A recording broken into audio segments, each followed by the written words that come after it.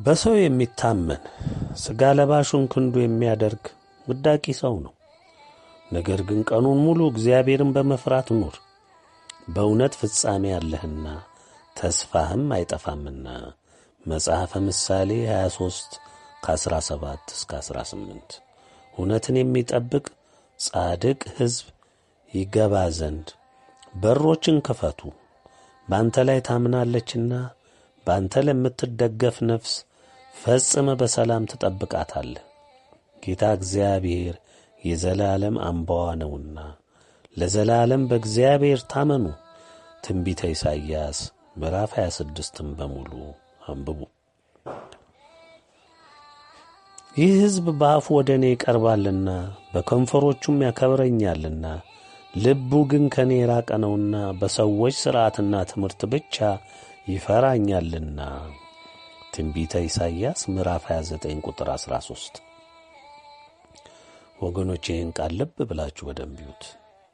በሰዎች ሥርዓትና ትምህርት ብቻ የምትፈሩት፣ በልማድ ሰው በጫነባችሁ ልማድ እግዚአብሔርን የምትፈሩ፣ ከንፈራችሁ ላይ ብቻ ስሙ ያለ ልባችሁ ውስጥ የሌለ ክፉ ሥራን ዘወትር የምትሰሩ፣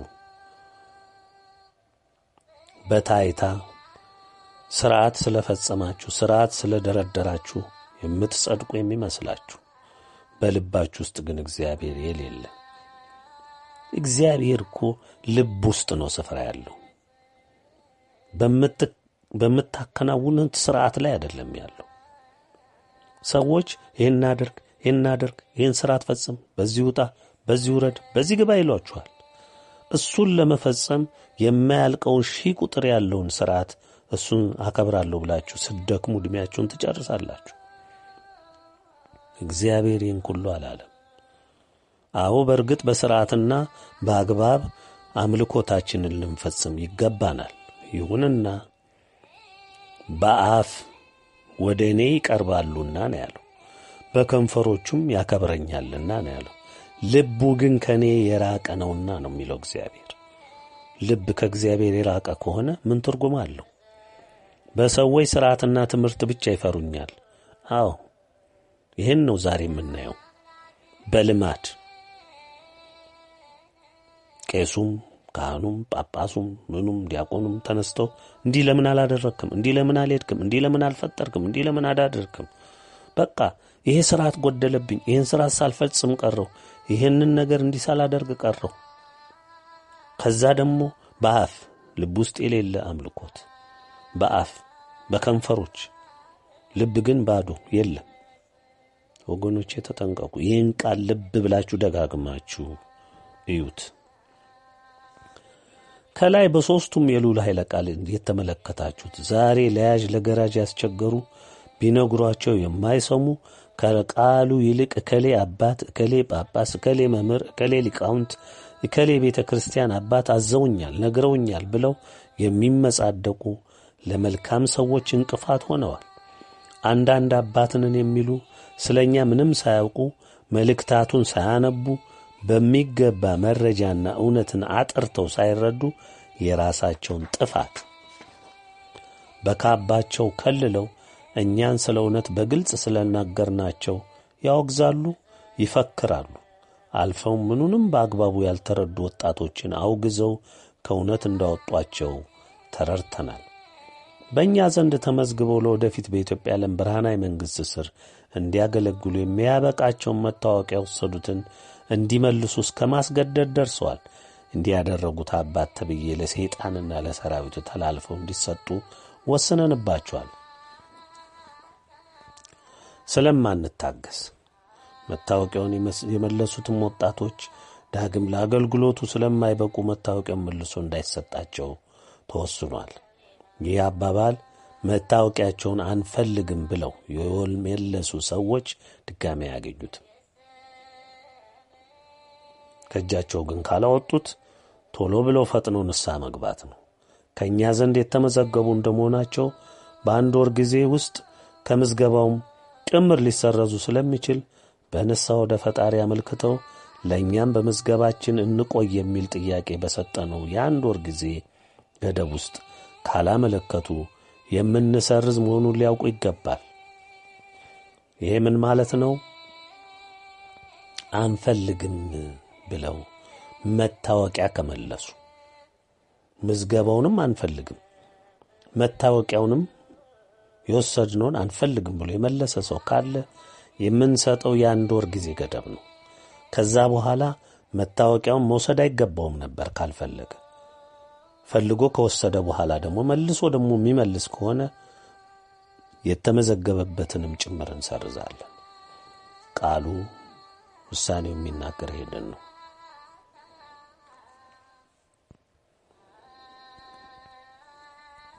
ፖለቲካና እምነት የተደበላለቀባችሁ አማኝ ትሆኑ አስመሳይ ውላችሁ የማይታወቅ ጨለማውን ብርሃን ብርሃኑን ጨለማ ለምታደርጉ ልብ በሉ፣ እግዚአብሔር አይዘበትበትም። የፖለቲካ ቁማር መጫወቻ፣ የዲስኩር ማጣፈጫ አይደለንም። እውነት እውነት ማለትን ትተው የንቻቻል ስልትን ለሚከተሉ የእምነት ድሃዎች እግዚአብሔርን ስሙን እንጂ ፍቃዱን አላወቁም ማለት ነው። በእምነት ድርድር የለም። ስልጣነ ክህነታቸውን ያለ ነውርና ነቀፋ የጠበቁ አለቃ እያሌው በመጨረሻ ጊዜያቸው የኢትዮጵያ ኦርቶዶክስ ተዋሕዶ ቤተክርስቲያንን የሊቃውንት ጉባኤ ሰብሳቢ ነበሩ። ይህን ሁላችንም እናውቃለን። እኛ አባት ስለ እምነታቸው አምድ ወይም ዶክትሪን እና እንዲሁም ዶግማ ሥርዓተ ቤተ ክርስቲያን ጠንቅቀው የሚያውቁ ስለነበሩ በወቅቱ ባዶ ቤት አግኝተው የተሾሙበት አባ ጳውሎስ ሕገ ሲኖዶሱን ገልብጠው በእግዚአብሔር መንፈስ ቅዱስ ፈንታ የሲኖዶሱ የበላይ የሚያደርጋቸውን ሕግ አጸድቀው ሲሰየሙ በወቅቱ የቤተ ክርስቲያንን መሠረት መናጋት የተመለከቱት ሊቀ ሊቃውንት አያሌው ታምሩ ፓትርያርኩንም ሕጉን በፊርማቸው ያጸደቁትን ጳጳሳት የሲኖዶስ አባላት አወገዙ። ሥልጣናቸውንም እንዲታሰር አደረጉ። ለምን? ኮት ልከዋልና፣ መንፍቀዋልና፣ ጣዖት ሆነዋልና። በመሆኑም በማውገዛቸው በትክክል ግዴታቸውን ተወጥተዋል። መንፈሳዊ ግዴታቸውን ተወጥተዋል። ታዲያ ሕጉም ሳይሻር ውግዘቱን የሚያስነሳ እርምጃ ሳይወሰድ እንዴት ተብሎ ነው ቤተ ጣዖት የሆነችው ቤተ ክርስቲያናችን የምትፈወሰው? በወቅቱ ፓትርያርኩ የወሰዱት እርምጃ አለቃ እያሌው ታምሩን ማባረርና ማገድ ነበር። እንደ እውነቱ ከሆነ መታገድ መባረር የነበረበት ፓትርያርኩ አቡነ ጳውሎስ ነበሩ። የፖለቲካው ሹመኛ ስለሆኑ እውነተኛውን አባት አባረሩ። ያ ጥፋት እስካሁንም ሥራ ላይ ነው፣ ያልተለወጠም። በዚህ ማናቸውም የቤተ ክርስቲያናችን ካህናት አገልጋዮች በግዝት ውስጥ የታሰሩ ናቸው፣ ጥፋታቸውን አውቀው አልታረሙምና። ስለዚህ ማንንም መፍታት መባረክ አይችሉም። የእነዚህን የሁለት የጥፋት አባቶች ስም እስካነሱ ድረስ መባረክ አይችሉም። ይህንን እውነት እያወቁ ምን አለበት ለሚሉ ሁሉ ውጤቱን ወደፊት ያዩታል። በዲያብሎስ ከተፈጠሩ እምነቶች ካቶሊክ፣ መናፍቅ፣ እስላም፣ ዋቄ ፈታ፣ ሽንቶይዝም፣ ታኦይዝም፣ ኮንፊሽያን፣ ሂንዱይዝም፣ ሲኪዝም፣ ተብታቢ፣ ኮከብ ቆጣሪ፣ ሰላቢ፣ ሁሉም አምልኮ ባዕድ አምላኪ፣ ጸጋ፣ ቅባት በሙሉ የቀደመው እባብ የዘንዶው የሐሰተኛው ነቢይ እምነቶች ስለሆኑ ሁሉም የተፈረደባቸው ናቸው። በምንም መልኩ ከነዚህ ጋር የተቀራረበ ከነሱ ተለይቶ የሚታይበት መንገድ የለም። ሁሉም እግዚአብሔርን ክደዋል። እምነትን ከፖለቲካው አካሄድ ጋር አመሳቅሎ መስበክ ትልቅ ጥፋት ነው። በዚህ 9ኛ መልእክት መሠረት ከታች በሚገለጸው ውሳኔዎች፣ ትእዛዞች፣ መመሪያዎች፣ ቅድመ ሁኔታዎች በአንደኛ ደረጃ ብርቱ ቅጣት ውስጥ እንደ ሕዝቡም እንደ መንግሥትም እንደ ግለሰብም የሚያርፉትን፣ በሁለተኛ ደረጃ ብርቱ ቅጣት ውስጥ እንዲሁ እንደ መንግሥትም እንደ ግለሰብም እንደ ሕዝብም የሚያርፉትን፣ በሦስተኛ ደረጃ በብርቱ ቅጣት ውስጥ እንደ ሕዝብም እንደ መንግሥትም እንደ ግለሰብም የሚያርፉትን አገሮች በሦስት ከፍለን እንዘረዝራቸዋለን።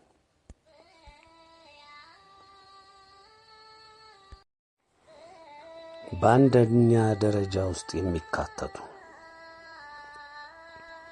አሜሪካ፣ ባቢሎን፣ እንግሊዝ፣ ፈረንሳይ፣ ቻይና፣ ግብፅ፣ ጀርመን፣ ህንድ፣ ኢራን፣ ሳውዲ አረቢያ፣ ጣሊያን፣ ሁለቱም ኮሪያዎች፣ እስራኤል፣ ራሽያ፣ ፓኪስታን፣ ካናዳ፣ ዩናይትድ አረብ ኤሚሬትስ፣ አውስትራሊያ፣ ስፔን፣ ቱርክ፣ ጃፓን፣ ኢንዶኔዥያ፣ ዱባይ እንዲሁም በመልእክት 8 እንደተጠቀሰው በአንደኛ ደረጃ ቅጣት ውስጥ በፍጥነት ከሚጠረጉትና ከሚጸዱት ውስጥ ጅቡቲ፣ ሁለቱም ሱዳኖች፣ ኤርትራ፣ ኬንያ፣ መላው ሶማሊያ፣ ሩዋንዳ፣ ብሩንዲ፣ ኡጋንዳ፣ ታንዛኒያ፣ ሁለቱም ኮንጎዎች፣ ማዕከላዊ አፍሪካ፣ ቻድ፣ ካሜሩን፣ ግብፅ፣ ጋቦን፣ ጊኒዎች፣ ዛምቢያ፣ አንጎላ እነዚህም ከላይ በአንደኛ ደረጃ ከተጠቀሱት አገሮች ጋር በቅድሚያ የሚጸዱ አገሮች ናቸው።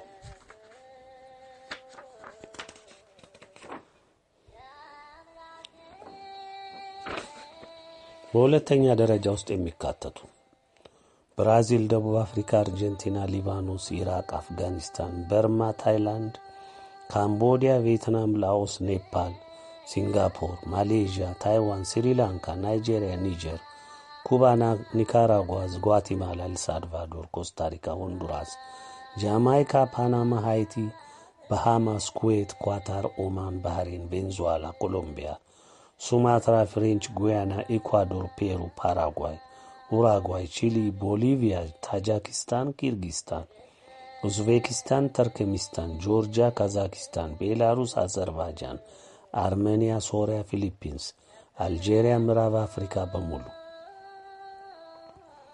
በሦስተኛ ደረጃ ውስጥ የሚካተቱ በዚህም ውስጥ የሚካተቱ አገሮች ደግሞ ከላይ ከተጠቀሱት በአንደኛ በሁለተኛ ደረጃ ከተመለከቱትና ስማቸው ከተዘረዘሩት ውስጥ ያልተጠቀሱ ቢሆንም የሌሎችን ጥፋት እያዩ በስተመጨረሻም የሚካተቱ የሚጠረጉ ናቸው።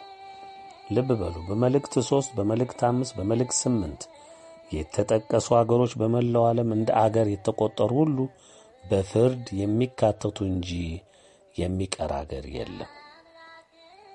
ልብ በሉ። በመልእክት 3 በመልእክት 5 በመልእክት 8 የተጠቀሱ አገሮች በመላው ዓለም እንደ አገር የተቆጠሩ ሁሉ በፍርድ የሚካተቱ እንጂ የሚቀር አገር የለም።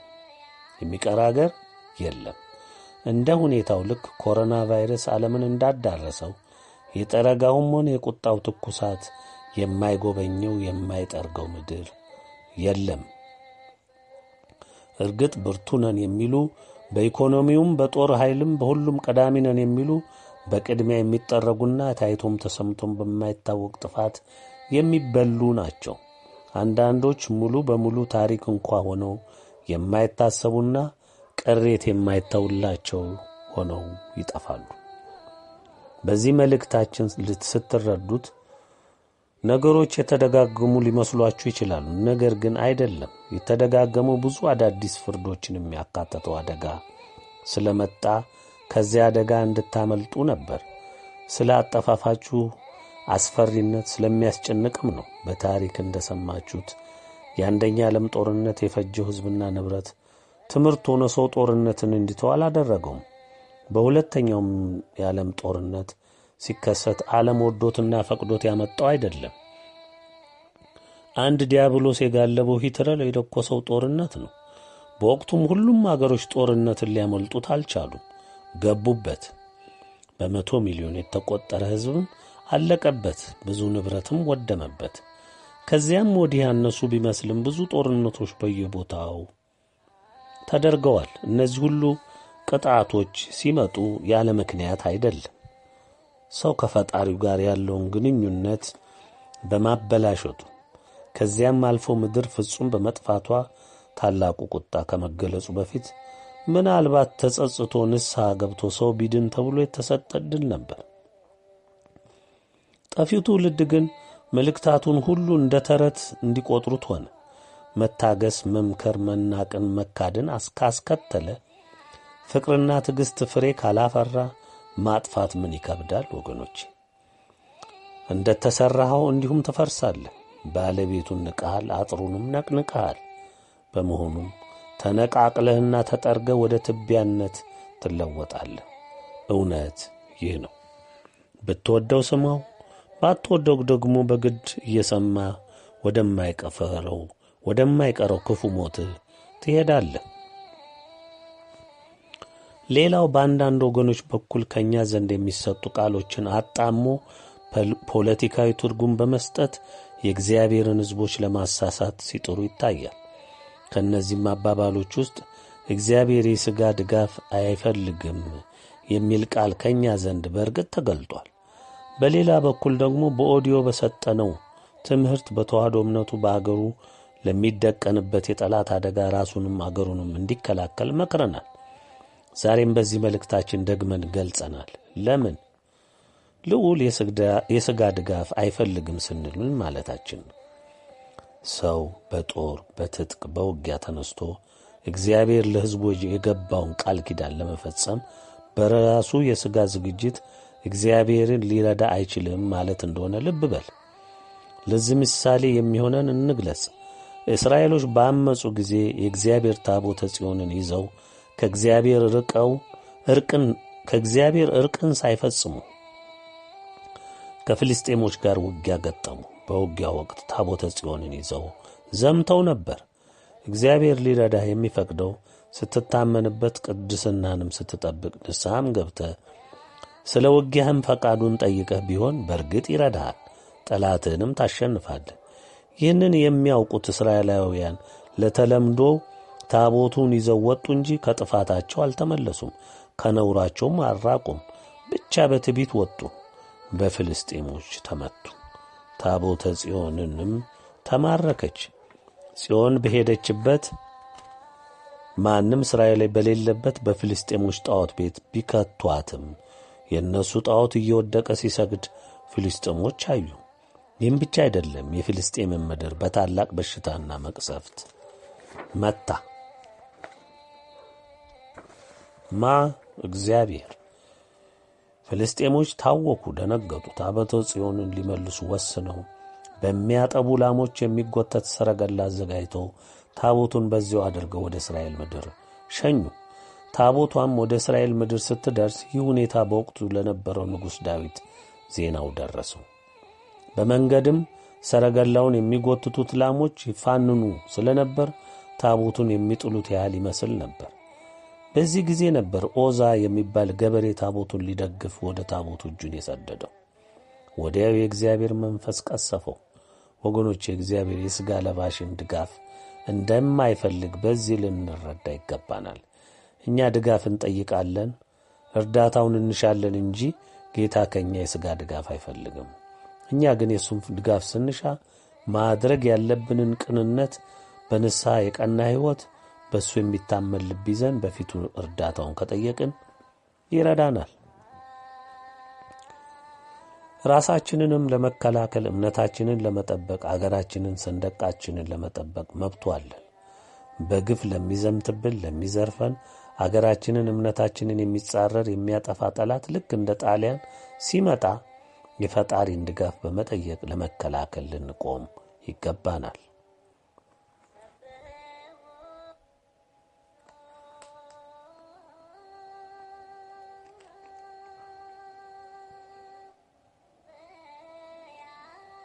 ዛሬ ነጭ ጠላት ባይመጣብንም እሱ ይዞብን የመጣውን ተግባር በውክልና የገዛ ሀገራችን ዜጎች እየፈጸሙና ለጠላት ግዳይ እየጣሉ በመሆኑ እንደ አቡነ ጴጥሮስ ልንዋጋ ይገባናል። አቡነ ጴጥሮስ ጠመንጃ ይዘው ተዋጉ።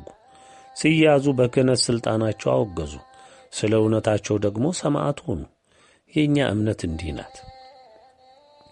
ዛሬ ያለ ትውልድ አገሩን፣ እምነቱን፣ ሰንደቁን ሸጦ የበላ መናፍቅ፣ ካቶሊክ፣ እስላም፣ የዲያብሎስ አጀንዳ ተሸካሚ፣ ፈሪ፣ የምላስ ጀግና፣ ቀጣፊ፣ ውሸታም፣ አታላይ፣ ዘረኛ፣ ተብታቢ፣ መተተኛ፣ ነጭ አምላኪ በመሆኑ ዛሬ ለመጣው ፍርድ እርድ ሆኖ ቀርቧል።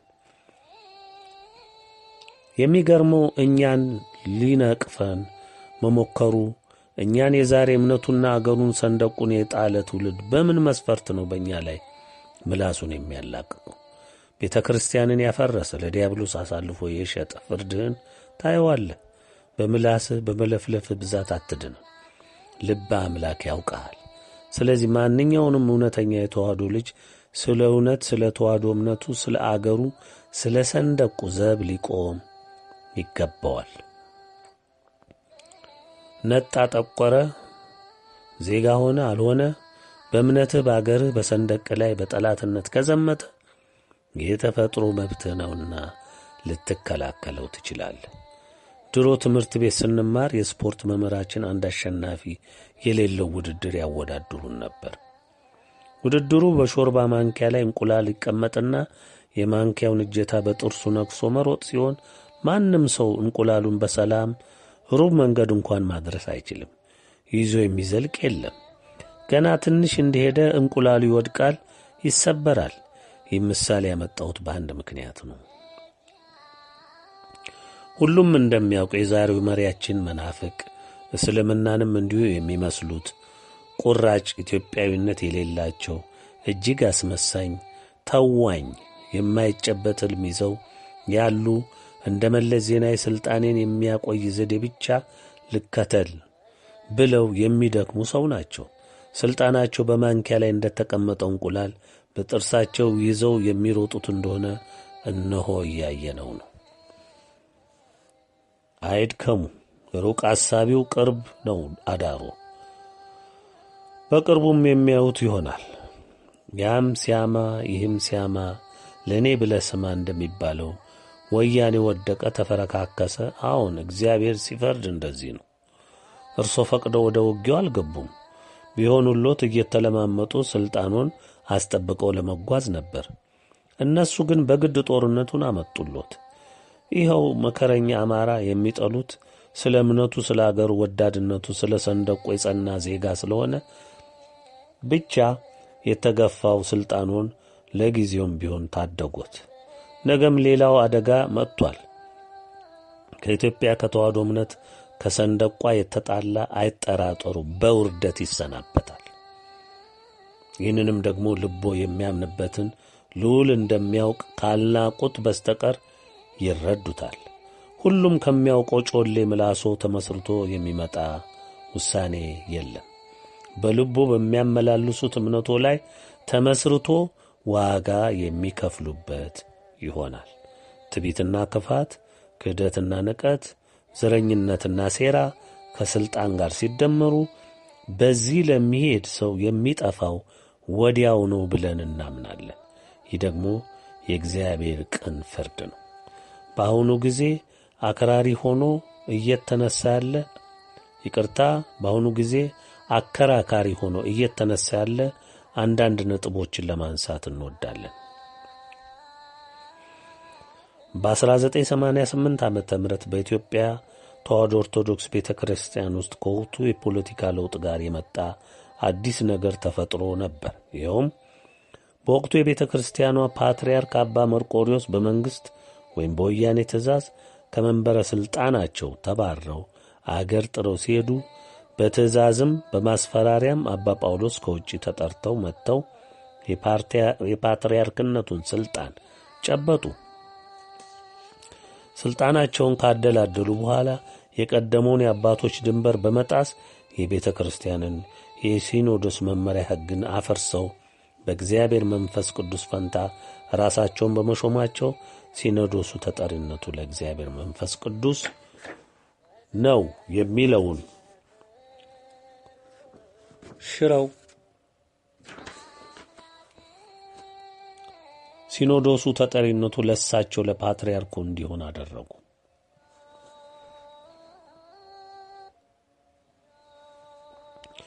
ይህ ሕግ ዛሬም ሳይሻር በሥራ ላይ አለ።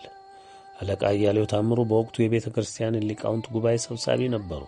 ሥራቸውም እንዲህ ዐይነቱን ሕጸጽ መከላከልና ቤተ ክርስቲያንን ከተዋሕዶ እምነቱ አባቶች ካስቀመጡት ድንበር እንዳትወጣ መከላከል ስለ ነበር በወቅቱ ብዙ ታግለው ሰሚ በማጣታቸው ፓትርያርኩንም የእሳቸው ተባባሪ የሆነውን የአገር ቤቱን ሲኖዶስ በውግዘት አሰሩት። አቡነ ጳውሎስም ከሥራቸው ከሊቃውንቱ ጉባኤ ሰብሳቢነታቸውም አባረሯቸው።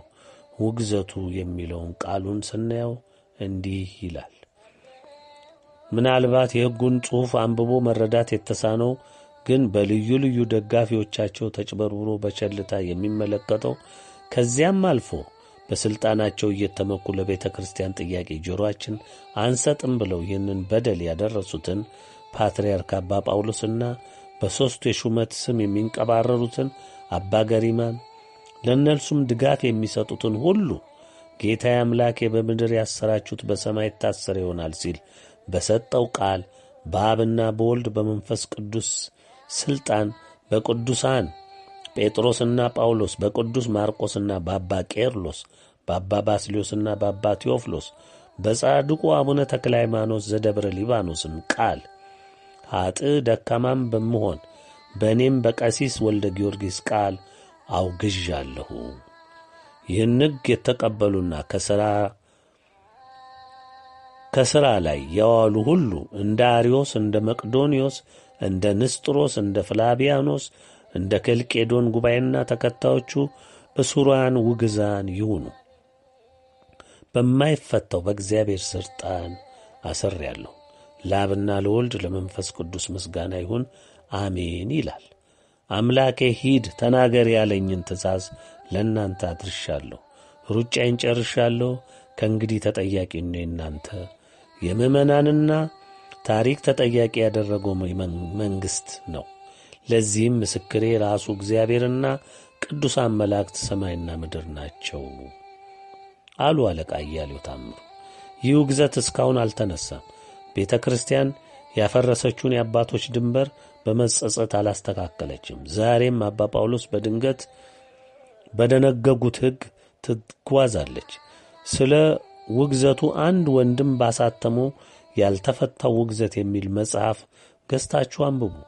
እኛ እውነትን መግለጽ የታዘዝንበት ሥራችን ነው።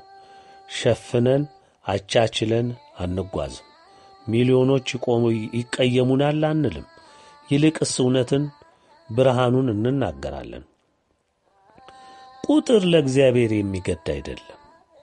ስለ እውነት ለቆመው ግን እግዚአብሔር ግድ ይለዋል። አስተውሉ። የተጠራ ነው። ስማችንም እንደሚገልጸው ኢትዮጵያ የዓለም ብርሃን እንደሚለው ነን። አትቸኩሉ። ነቢዩን ኤልያስን አስታውሱ። ብቻውን ስለ እውነት ቆመ። የእስራኤል ሕዝብ መሪዎቹ አካብና ኤልዛቤል፣ መላው ካህናት ብዔልዜቡልን ሲያመልኩ ቁጥራቸው ብዙ ነው እና ለእነሱ ልፍረድ አላለም የሰራዊት ጌታ እግዚአብሔር። ማንኛውም የሥላሴና የድንግል ቤተሰብ ስለ ውግዘቱም ሆነ ስለ ሌላ ጥያቄዎች ጾም ይዞ ሱባኤ ገብቶ ከልብ በመነጨ ጸሎት ከፈጣሪው ከመድኃኔዓለም ይጠይቅ። የጥፋት መንገድ ሰፊ ነው፣ ሕያጁም ብዙ ነው። የእውነት መንገድ ጠባብ ነው፣ የሚሄድበትም እጅግ ጥቂቶች ናቸው። በጠባቡ መንገድ ለመግባት ተጋደሉ ነው የሚለው ቃሉ።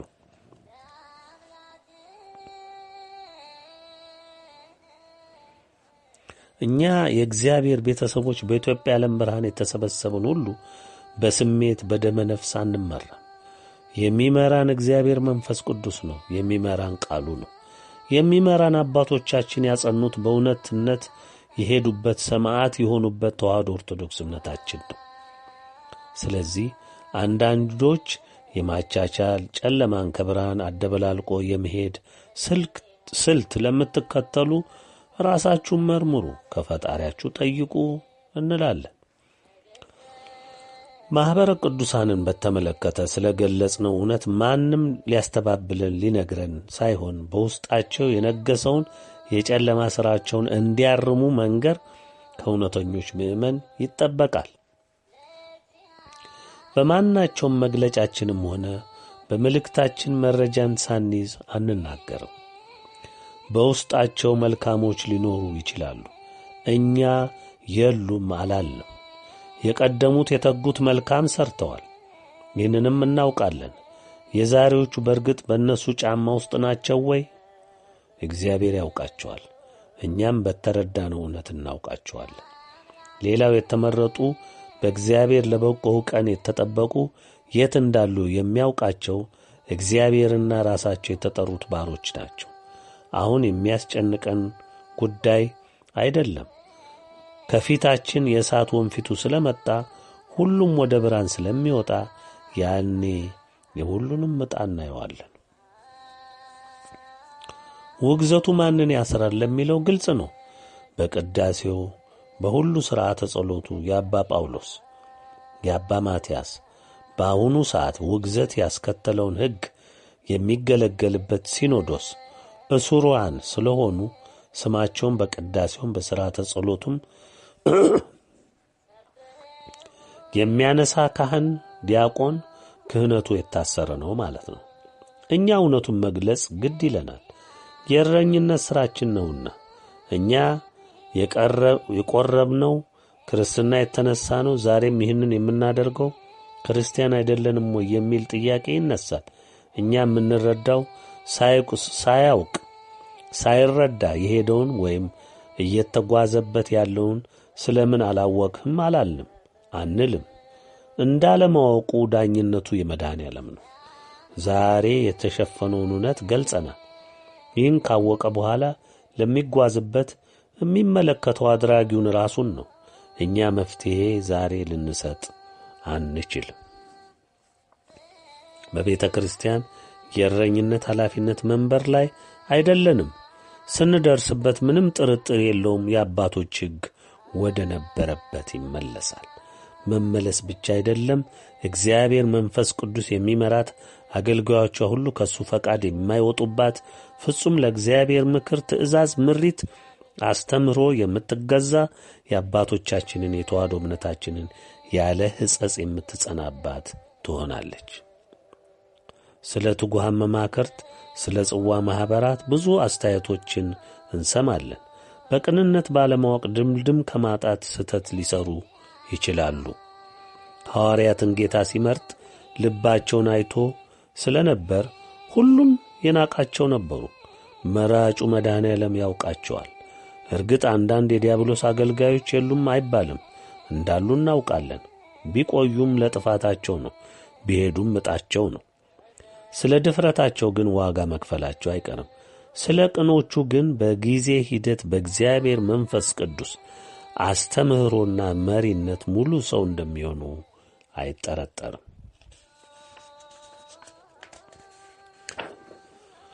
ወገኖቼ፣ እግዚአብሔር ሕዝቦች፣ የዛሬው 9ኛ መልእክት የመጣው ለምንድነው ለሚለው የሕሊና ጥያቄ መልእክቱን አንብባችሁ እዚህ ከደረሳችሁ በሚገባ ትረዳላችሁ ብዬ አስባለሁ። ከሌሎች መልእክታት ለየት የሚያደርገው ቢኖር መልእክታትን በስፋት ከማንሳቱም በላይ እጅግ የበረታ ውሳኔንም ቅድመ ሁኔታንም መመሪያን ትእዛዝን መጨበጡ ነው። መልእክቱን ደጋግማችሁ ስሙ። በአንድ ጊዜ ንባብ ልትረዱት ይቸግራል። ለሰውም ለማስረዳት የሚቻለው በሚገባ በማንበብና በመረዳት ነው። የእግዚአብሔር ቤተሰቦች በዚህ መልእክት ያልተረዳችሁትን ይበልጥ እንግዳ የሆናችሁ እስከ ዛሬ ያልሰማችሁ በመዘግየታችሁ ባዝንም የእግዚአብሔርን ጥሪ ማንም አያውቀውምና ከልባችሁ ወደ ፈጣሪ ቀርባችሁ ሁለመናችሁን ለእግዚአብሔር ሰጥታችሁ ከልባችሁ ተጸጽታችሁ በእንባ ለድንግል ለመሰላችሁ ሊቃነ መላእክቶች ለቅዱሳን ሰማዕታት እንዲሁም ለከበሩት ሁሉ ምልጃቸውን ተገን አድርጋችሁ ቶሎ ከጥፋት ዓለም ውጡ። እንደ መናፍቃን ካቶሊኮች፣ ተብታቢዎች፣ አባይ ጠንቋዮች፣ እስላሞች፣ የምሥራቅ ጣዖት አምላኪዎች፣ ቅባቶች፣ ጸጋዎች፣ ግብረ ሰዶሞች፣ ዘረኞች ሁሉ እናንተም በእኔ ተሰናብታችኋል። በእግዚአብሔር ቸርነትና ፈቃድ ኢምንቶች ከንፍር እንደወጣው ባቄላ ትወጡ እንደሆነ አላውቅም። በኢትዮጵያ ዓለም ብርሃን ቤተሰብነት ታምናችሁ ተመዝግባችሁ ያላችሁም ሆነ ያልተመዘገባችሁ፣ በትጉሃን መማክርት የተሰበሰባችሁ፣ በጽዋ ማኅበር የተሰበሰባችሁ፣ የተመዘገባችሁም ያልተመዘገባችሁም የታዘዛችሁትን በጠረጋው ሰዓት ልታደርጉ የሚገባችሁ ምልክቶች አሟልታችሁ ተዘጋጅታችሁ ንስሐ ገብታችሁ በአቅማችሁ ልክ ተዘጋጅታችሁ ጠብቁ። ገንዘብ ያላችሁ በገንዘባችሁ መልካም በማድረግ አትርፉበት። የሌላችሁም በአቅማችሁ ልክ ብቻ ተዘጋጁ። እግዚአብሔር ድንግል ስለ እናንተ ጉድለት ያሟላሉ። በየበረሃው ያላችሁ አባቶቼ፣ እናቶቼ፣ ወንድም እህቶቼ፣ ልጆቼም እግዚአብሔር እንደ መከራችሁ ራሳችሁን አዘጋጁ። ከዚህ በኋላ ሌላ የእውነት መግለጫ መንገድ አለ ብላችሁ አታስቡ። ሁሉንም ባይሆን መሠረታዊውን እውነት አስጨብጠናችኋል። ከእግዚአብሔር ከድንግል ከሊቃነ መላእክት ከቅዱሳን ከሰማዕታት ጋር በፍቅር አንድነት ተጣበቁ። በነገር ሁሉ ማስተዋልን ይስጣችሁ። ቀጣይ ርዕስ በመላው ዓለም የጸና ዘንድ የታወጀውን የአስቸኳይ ጊዜ አዋጅ መታወጁን ታያላችሁ። ይህም አዋጅ በሥላሴዎች ትእዛዝ በኢትዮጵያ ዓለም ብርሃናዊ መንግሥት ስርና ሥልጣን የታወጀ አዋጅ መሆኑን እንድታውቁት እንላለን። ሁሉም የአዳም ዘርን ስለሚመለከት ቢያነበው ቢያደምጠው መልካም ነው። በማናቸውም ቋንቋ ቢተረጎም ሁሉም እንዲሰማው ለማድረግ ስለሚቻል የዚህ ዕድሉ ያላችሁ ተርጉሙት። ነገር ግን ይህን ስታደርጉ የተረጎማችሁትን ለልጃችን ለራእይ ዮሐንስ መሥራች ላኩለት፣ እናየዋለን፣ ከዚያ ታወጡታላችሁ። ጊዜው አጭር ስለሆነ ዕድሉ ያላችሁ ቶሎ ብታረጉት ይመረጣል። ስርጭቱንም እንዲሁ ለሁሉም አድርሱት፣ ገደብ የለበትም። ከዚህ በታች የምታገኙት አዋጁን ነው። የልዑል ኃይለ ቃል እንዲህ ይለናል። ምስጉን ነው በክፎች ምክር ያልሄደ፣ በኃጢአተኞች መንገድ ያልቆመ፣ በዋዘኞች መንበር ያልተቀመጠ፣ ነገር ግን በእግዚአብሔር ሕግ ደስ ይለዋል፣ ሕጉንም በቀንና በሌሊት ያስባል። እርሱም በውሃ ፈሳሾች ዳር እንደ ተተከለች ፍሬዋም በየጊዜው እንደምትሰጥ ቅጠሏም እንደማይረግፍ ዛፍ ይሆናል። የሚሠራውም ሁሉ ይከናወንለታል። ክፉዎች እንዲህ አይደሉም፣ ነገር ግን ንፋስ ጠርጎ እንደሚወስደው ትቢያ ናቸው። ስለዚህ ክፉዎች በፍርድ ኃጢአተኞች በጻድቃን ማኅበር አይቆሙም። እግዚአብሔር የጻድቃንን መንገድ ያውቃልና የክፉዎች መንገድ ግን ትጠፋለች። መዝሙረ ዳዊት ምዕራፍ 1 ከቁጥር 1 እስከ 6። የአብርሃሙ ሥላሴ ስማቸው ይክበር ይመስገን። ድንግል እናታችን ስሟ ይክበር ይመስገን። መልእክት 9 ከዚህ ተፈጸመ። የሥላሴና የድንግል ባሪያ ፊርማ።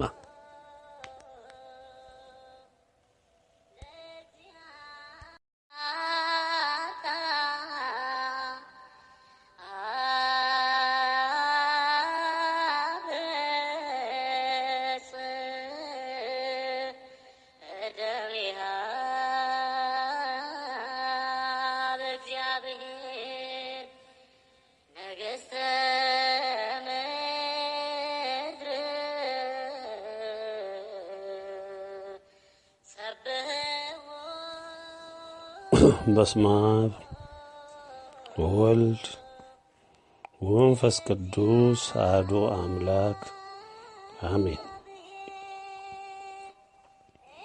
እንግዲህ መልእክት 9ን ሰምታችኋል። ቀጣዩ ደግሞ ከኢትዮጵያ ዓለም ብርሃናዊ መንግሥት የወጣን የአስቸኳይ ጊዜ አዋጅ በንባቡ እገልጽላችኋለሁ። የአዋጁ ቁጥር ኢብመ ሕዝባር 4 ሕዝባር 2013 ዓመተ ምህረት ታኅሳስ 21 ቀን 2013 ዓመተ ምህረት ይወጣ ይላል። ከኢትዮጵያ ዓለም ብርሃናዊ መንግሥት የወጣ የአስቸኳይ ጊዜ አዋጅ አዋጅ አዋጅ አዋጅ።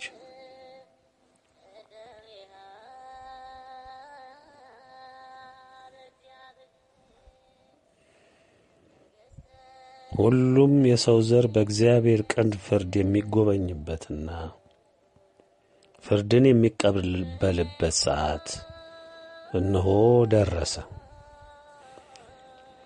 የተዘጋጁ ንስሐ የገቡ በተዋህዶ እምነታቸው የጸኑ ከዚህ ዓለም ጉድፍ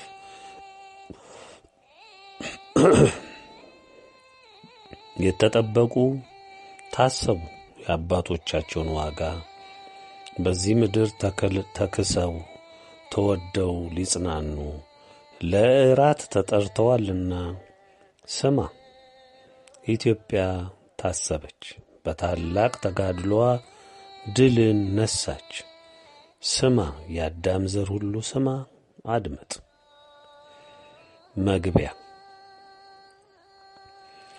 በዚህ ምድር ላይ ለረጅም ዘመናት በሺዎች የተቆጠሩ ጊዜያት በመንግስትነት የዓለምን ሕዝብ ሲነዱ ሲገዙ የነበሩ ነገሥታት ለሥልጣናቸው ግዛቴ ለሚሉት በመቆም በአብዛኛው ለዲያብሎስ ሐሳብና ዕቅድ በመገዛት ሲጨፈጭፉ፣ ሲዋጉ፣ ሲገድሉ፣ ሲጋደሉ ኖረዋል። ይህ ሁሉ እየሆነ ዛሬ ላይ ደርሰናል። በዚህ ሁሉ ሂደት ውስጥ ከጥቂት የእግዚአብሔር አገልጋይ ገዦች በስተቀር ሁሉም መንግስታት የእግዚአብሔርን ሕዝብ፣ ቤተ ክርስቲያንን፣ እውነተኛ እምነትን ሲያጠፉ፣ ሲገሉ፣ ሲያስገድሉ፣ ሲጨፈጭፉ ኖረው ታሪክ ሆነዋል። በእግዚአብሔር ዘንድ ዛሬ በገነት ያሉ ቅዱሳን ሰማዕታት ስለ ፈሰሰው ደማቸው ሁልጊዜ የእግዚአብሔርን ቅን ፍርድ እየጠየቁ ቆይተዋል። አሁንም እየጠየቁ ነው። ጌታም ይቆዩ፣ ጽዋው ይሙላ ብሎ በቆይታ አስቀምጧቸዋል። ዛሬ ግን ጽዋው ሞላ። ጌታም ቅን ፍርዱን ዛሬ በዚህ መልእክት ገለጸ። በዚህም መሠረት የዓለም የምናየው ገጽቷ፣ በውስጧም ያለው ይዘት በዋናው ተዋናይ የሰው ዘር ክፉና የረከሰ የማይጠገን ጥፋት ምክንያት ፍጹም እንዲለወጥ፣ የነበረው እንዳልነበር እንዲሆን፣ በተለይም ሰው የዘራው የኀጢአት የክፋትና የትዕቢት የክህደት አዝመራ ምድሩን ፍጹም ስላበላሸ በእሳት እንዲጠረግ ተወሰነ። በምትኩም መላው ዓለም በኢትዮጵያ ዓለም ብርሃናዊ መንግሥት ስር እንድትገዛና ለእግዚአብሔር ሕዝቦች የተፈቀደው በሐዋርያው ዮሐንስ ራእይ ምዕራፍ 20 የተጠቀሰው በምድር ላይ ይፈጸም ዘንድ የተነገረው ለሺህ ዘመን የመጽናናት ጊዜ እውን እንዲሆን ተወሰነ። ዛሬም እያየን ያለነው ያላባራው እንዲያውም ታይቶም በማይታወቅ ሁኔታ የእግዚአብሔር ሕዝቦች ፍጅት ጽዋውን እንዲሞላ ካደረጉት ምክንያቶች የሚጨመር ሆኗል። ስማ የሰው ዘር፣ ስማ የአዳም ዘር፣ ስሙ ምድርን የከደናችሁ መንግሥታት፣ ስሙ የዓለም ታላላቅ ሃይማኖት ተቋሞች፣ ስሙ ጣዖት አምላኪዎች፣ ዘረኞች፣ ተብታቢዎች፣ አጋንንት ሳቢዎች፣ ጠንቋዎች፣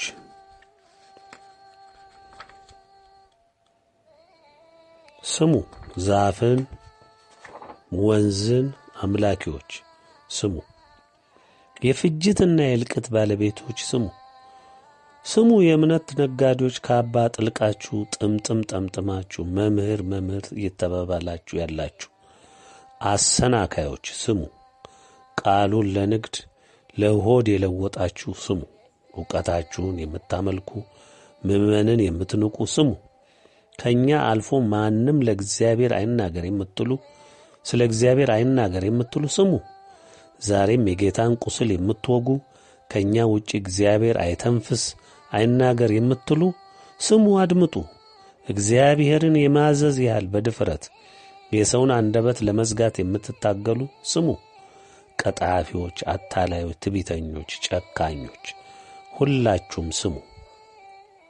እስላም፣ መናፍቅ፣ ካቶሊክ፣ ቅባት፣ ጸጋ፣ ታድሶ፣ ጣዖትን በልብህ ያነገሥክ ሁሉ ስማ። ግብረ ሶዶማውያን ስሙ፣ አዎን ስሙ። ምንዝርናን ያነገሳችሁ ስሙ። በግልጽም በስውርም የቀደመውን እባብ ዘንዶውን ሐሰተኛው ነቢይን የምትታመኑ የምታመልኩ የምትሰግዱለት ሁሉ ስሙ። እንግዲህ ስማ፣ በምድር ያለህ ቆይታ አብቅቶዋል፣ ተደምድሟል። ስማ የሰው ዘር አድምጥ፣ ፍርድህ ተከትሎህ መጥቶ ዛሬ ሊፈጸምብህ ነው።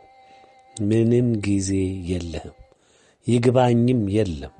ሁሉም ዕድልህ ጥንፍፍ ብሎ አልቋል። ዘመነ ዲያብሎስ ለሺዎች ዘመናት የነገሰበት ዘመንም አለቀ፣ ተጠናቀቀ።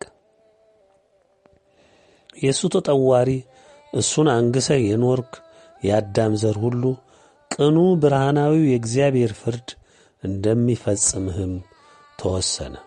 ስለዚህ ዓለምን የከደነ ጨለማ ሁሉ ተጠርጎ ምድር በብርሃን እንድትሸፈን ታዘዘ። ከፊትህም የመጣው ይህ ነው። ምድርም ልትፈወስ እውነተኞች የእግዚአብሔር ሕዝቦች በዚህ ጨለማ በነገሰበት ታላቅ የመከራ ዘመን ጸንተው የተገኙ የሚጽናኑባት ልትሆን ነው። ያለፉት አባት እናቶቻችን በገነት ሆነው በልዑል ቅን ፍርድ ሊደሰቱ ነው። በመንፈስ አንድነት በልጆቻቸው ሊከብሩ ነው። አንዲቷ እምነት የተወደደችው የጸናችው የተቀጠቀጠችው እምነት የተዋሕዶ ኦርቶዶክስ ጸናች፣ አሸነፈች፣ ተተከለች። እውነተኛ ልጆቿን ይዛ በምድር ላይ ሁሉ ትነግስ ዘንድ ለቅሬት የታሰቡትን የትንሣኤው ተሻጋሪዎችን አቅፋ ደግፋ በብርሃናዊ አገልግሎቷ ምድር ልትከድን እንሆ ታሰበች። ስማ፣ እየሰማህ ሂድ፣ ልብ ብለህ አድምጥ። አባትህ ዲያብሎስ የቀደመው እባብ ዘንዶ ሐሰተኛው ነቢይ ምድርን ከከደናችሁት ከእናንተ ከወዳጆቹ ጋር ወደ ሲኦላችሁ ሂዱ። እሱም ወደ እስራቱ፣ አንተም ለመጨረሻው ፍርድ ወደምትጠበቅበት ሲኦል ልትሰናበት ተወሰነ። ስማኝ፣ አድምጥ። የዲያብሎስ ተጠዋሪ ሁሉ ደህና ሰንብት። ከመጽናናት በኋላ በመጨረሻው የፍርድ አደባባይ አንተም ከሲኦልህ እኛም የተሰጠንን የመጽናናት ጊዜ ጨርሰን ከገነት ከአባቶቻችን ጋር ከአባታችን ከመድኃኔ ዓለም እንዲሁም ከእናታችን ከድንግል ጋር ከምንወዳቸው በዘመናችን ሁሉ ሲራዱን ከኖሩት ቅዱሳን ሊቃነ መላእክት ጋር በእግዚአብሔር የፍርድ ወንበር ከቀኝ በኩል ቆመን ታየናለህ። ስማ፣ እየሄድክም ቢሆን ለመጨረሻ ልንገርህ ምን ይደረግ። አንተም ከጌታ የፍርዱ ዙፋን ወንበር ከግራ ቆመህ ለእሳት ልትጣል ልትሰናበት ስትል እናይሃለን። ከዘላለም እስከ ዘላለም ከዚያ ወዲያ አንተያይም። አንተም ወደ ታላቁ የገሃነም እሳት ለዘላለም ስቃይ መሄድ ግድ ነው። እኛ ደግሞ የሚወደን አባታችን የናፈቅነው የአብርሃሙ ሥላሴ ወዳዘጋጀልን መንግሥተ ሰማይ በፈንጠዝያ እንገባለን። ከዘላለም እስከ ዘላለም እንደ ከዋክብት እናበራለን። ለዘላለም ክብሩን እያወደስን እያመሰገንን እንደ መላእክት እንሆናለን። መቼም አታምንምና አታደምጥም። ልብህ በጥርጥር ተሞልቶአልና ይህን ስንነግርህ እንደምታፌዝ ለሌላ ጥፋት እንደምትዘጋጅ እርግጥ ነው። ግን ስማ፣ አብቅተሃል፣ ተደምድመሃል። አዋጁም የመጣው አንተንና አባትህ ዲያብሎስን ሊደመድም ነው። የአስቸኳይ ጊዜ አዋጅ ስንል ምን ማለታችን ነው? በመላው ዓለም በአሁኑ ሰዓት ጸንተው ቆመው የምናያቸው 205 ገደማ አገሮች አሉ። ሁሉም እንደ አያቅማቸው ሕገ መንግሥት ደንግገው ሕዝባቸውን ይገዛሉ። እኛም የኢትዮጵያ ሕዝብ በዓለም እንግዳ በሆነ ሕገ መንግሥት ለ30 ዓመት እስካሁን ሰዓት ድረስ እየተገዛንበት ነው። በጉልበተኛ የተጫነ ሕግ። እነ አሜሪካ እነ እንግሊዝ በወቅቱ ዲያብሎስ በመረጣቸው ፈረሶቹ በወያኔዎች እንድንገዛ እንዲያደርጉ ለሁለቱም ኃያላን አሽከሮቹ በሰጠው ትእዛዝ መሠረት እነሱ በተከሉት ሰይጣናዊ አገዛዞች እየተሰቃየናለን። እነሆ ሁሉም እንደሚያውቀው በዚህ ሕገ መንግሥት አገራችን እንድትፈርስ በተደረገ ሴራ እየታመሰች ትገኛለች። መላው ዓለም ተስማምቶ አሁን እየኖረበት ያለውን ሕገ መንግሥት ሁሉም አገር ለእኔ ይሆነኛል ብሎ ቀርጾ እየኖረበት ነው። ይሁንና የቆመው መንግሥት ለማንሳት አንዳንድ የሕዝብ አመጾች ቢከሰቱ ወይም በተለያዩ ጠላቶች መንግሥት ሊያፈርሱ ከተነቃነቁ መንግሥት ራሱን ለመከላከል የነበረውንም አገዛዝ ለመመለስ የሚወስደው የመጨረሻው እርምጃ የአስቸኳይ ጊዜ አዋጅ ማወጅና ባለው ጦር፣ ፖሊስ፣ የደህንነት ኃይል ሁሉንም ተጻራሪ ኃይል ተቆጣጥሮ ወይም ደምስሶ የያዘውንም ለፍርድ አቅርቦ በአደጋ ውስጥ የወደቀውን ሥርዓቱን የሚታደግበት መንገድ ነው። ዛሬ ግን በዚህ የአስቸኳይ ጊዜ አዋጅ የምታየው ከተለመደውና ከምታውቀው ለየት ያለ ነው። የአዳም ዘር አድምጥ። ምንድነው የተለየው? በል አንተ የምታውቀው የአስቸኳይ ጊዜ አዋጅ ሁሌም የምትሰማው አገር በችግር በተፈጥሮ አደጋ በአመት ስትታመስ ወይም በቋቋም አቅቷት ሥርዓት አገዛዟ ሊፈርስ ሲዳዳው ባለው መንግሥት የሚታወጅ አገርና ሥርዓት አገዛዙን የማዳን እርምጃ ነው። ያኔ መብት ማስጠበቅ የለም፣ መላወስ መንቀሳቀስ የለም። ሁሉም የተገደበና በቁጥጥር ውስጥ ሆኖ የሚያከናውኑት ሕይወት ይሆናል። ይህ ነው በአንተ ዕውቀት ውስጥ ያለው የአስቸኳይ ጊዜ አዋጅ። ዛሬ የምትሰማው የእኛ አዋጅ ግን ይለያል።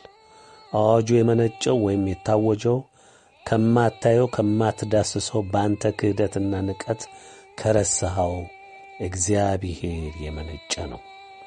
አንተን ፈጥሮ ምድርንም ሰማይንም እንዲሁ ፈጥሮ የሚታየውንም የማይታየውንም ሕልው አድርጎ በምድርም አንተን የአዳምን ዘር በአምሳሉ ፈጥሮ ከዚች ምድር ቆይታ በኋላ ደግሞ በክብሩ ዙሪያ እንደ ከዋክብት እንድትደምቅ የስሙ ወዳሽ ቀዳሽ እንድትሆን በፍጹም ፍቅሩ ወዶ ተክሎህ ነበር። አንተ ግን ምን መለስክለት? ስለ ፍቅሩ ጥሪ፣ ስለ መዳንህ፣ ስለ ከፈለው የሕይወት ዋጋ አንተ ምን መለስክለት? ምን ከፈልከው? ባኖረህና በደገፈህ በረዳህ፣ ለችግርህ ለደረሰልህ፣ ከጥፋት ሁሉ ለታደገህ፣ በፍጹም ፍቅር ወደ ፍቅሩ ሊሰበስብህ ብዙ ሺህ ዘመናትን የጠበቀህን አምላክ ምን መለስክለት? አሁን አይካድ፣ አንተም አትክድ። ያጸናኸውን አቋምና የተመላለስክበትን ሕይወት ታውቀዋለህ። ንቀትህን፣ ክህደትህን፣ አለመጸጸትህን፣ አመፅህን አልፈህም እሱ የፈጠረውን ዲያብሎስን አምልከህ ማድረግህን አምላክህ ማድረግህን ታውቀዋለህ። ትዕግሥቱን አጠንፍፈህ በልተህ ጨርሰሃል። በመሆኑም እሱም ባታየውም እኛ ደግሞ ፈለግነው፣ በእምነት አይተነው በፍቅሩ ኖረናል። ፍርዱ እንደሚገለጥ እኛም በእምነታችን እንደምናተርፍ ተረድተን ጠብቀነዋል። ለእኛ እንግዳ አይደለም። የታመነ አምላክ በመሆኑ ይህ እንደሚሆን በእምነት አሻግረን ተመልክተናል። ዛሬም እንሆ ሆኗል። ይህ አዋጅ በጆሮህ ደርሶም እንኳ አሁንም አታምንም። ይህ መልእክት በመላው ዓለም እንደሚደርስ እርግጥ ነው። አንተ የጠፋህ ትውልድ አትሰማም። ኮሮና አንድ የበሽታ ዘር ምን ያህል አሳርህን እንዳሳየህ አይተዋል። አሁንም ቫክሲን እያልክ ትራወጣለህ። ቁጥር 5 መልእክት ላይ ምን እንደሚል አስታውስ። ገና ብዙ ቫይረስ ይፈላል አለ እንጂ ኮሮና ብቻ ይመጣል አላለም። ስለዚህ መከራ ምልክት ሰጠ እንጂ መቼ መጣ? ከላይ እንደተገለጸው የአዋጅ ምድራዊ ገዢዎችህ ካለማመዱህ በፍጹም ይለያል። በምን ይለያል? በመጀመሪያ የአዋጁ ባለቤት በሥልጣኑ ያወጣው አካል ምድርና ሰማይን የዘረጋው የፈጠረው ኃያሉ እግዚአብሔር ነው። አዋጁን እንዲገልጹ እነማን ታዘዙ? አዎን፣ የታመኑ ባሮቹ። ብርሃኑን በቅርብ ሲፈነጥቅ የምታየው ኢትዮጵያ የዓለም ብርሃናዊ መንግሥት የሚመሩት የሥላሴ ቀዳማይ ባሮች በፊርማቸው በደማቸው አጽድቀው አተሙበት። የእኛ አዋጅ ይለያል። ከለመድከው ጋር አይመሳሰልም። ያንን በዚህ ነው አንተና መሰሎች የምታውቁት የአስቸኳይ ጊዜ አዋጅ በመንግሥታት የሚታወጅ ኃይልና ጉልበት ያላቸው በጦር ኃይል ፍላጎታቸውን ለመፈጸም የሚችሉበትም የሚያደርጉትም ነው። ከላይ እንደገለጽኩት የእኛ ይለያል። ከማታየው ከማትዳስሰው ከፈጠረ ከእግዚአብሔር ፈጥሮም በዚች ምድር እንድትኖር ከፈቀደልህ የወጣ አዋጅ በመሆኑ ይለያል። የሚያኖርህም በቃ ካለ የሚወስድህም በሁሉ ነገር ላይ በሞትም ጭምር ላይ ሥልጣን ያለው አምላክ ያጸናው አዋጅ ነው። እግዚአብሔር እስራኤላውያንን ከግብፅ ምድር ከፈርዖን የጭካኔ አገዛዝ ቃል በገባው መሠረት ነፃ ሊያወጣቸው መጣ። ቃሉን አክባሪው ልዑል በታመነ ባሪያው አማካኝነት እስራኤላውያንን ነፃ ለማውጣት ሲንቀሳቀስ የላከው ሙሴንና አሮንን ነበር።